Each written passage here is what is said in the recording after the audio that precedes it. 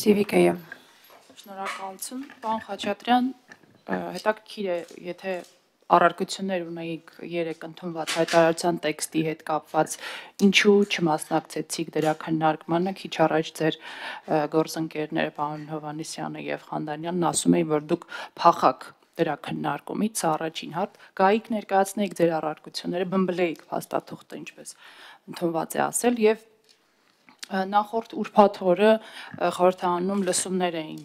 վարչապետին անվստահություն հայտնելու օրակարգով Հայաստան Դաշինքը նույնպես մասնակցում էր, եկաք ելույթներով փոխանակվեցիք, ստորագրություններով նույնպես, բայց process-ը կարծեք թե կանգ է առել, տեղից չի շարժվում, հիշեցնեմ, որ մայիս ամսին դեռ, երբ որ նորից էլի օրակարգ էր բերվել իմպիչմենթի հարցը, Ռոբերտ Քոչարյանը, ձեր խմբակցության փաստացի ղեկավարը, իր հարցազրույցներից մեկում անդրադառնալով իմպիչմենթի թեմային ասել էր, որ դա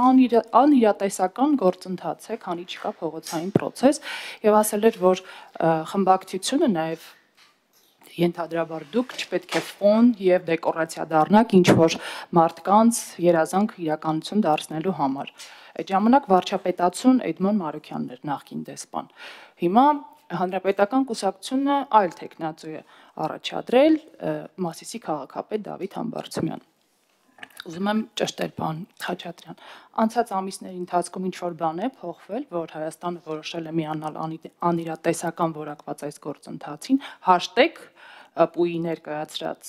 վարչապետացուի հետ, շնորհակալություն։ Նախ շատ շնորհակալություն ԿՊ-ի ներկայացված փաստաթուղթը ՀԱՎ-ի հետ համեմատելու համար, որովհետև ՀԱՎ-ն են բմբլում։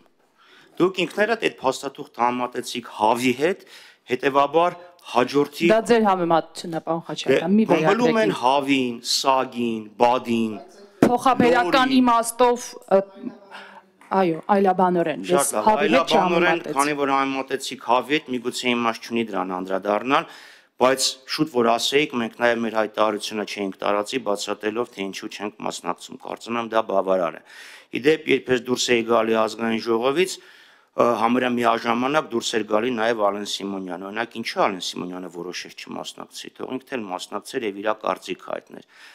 Այն ինչի մասին այդ փաստաթուղթներ, մենք անդրադարձել ենք ուրեմն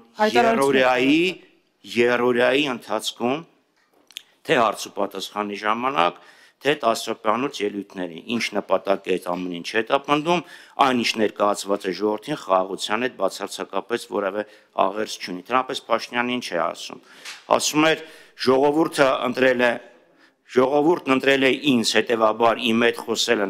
դեմ խոսելը նշանակում է խոսել ժողովրդի դեմ, հիմա էլ ասում է այս թղթի հետ խոսել նշանակում է խոսել խաղաղության դեմ։ Ոչ, մենք խաղաղության կողմ ենք եւ դրա համար էլ դեմ ենք այս փաստաթղթին, որովհետեւ դա չի բերում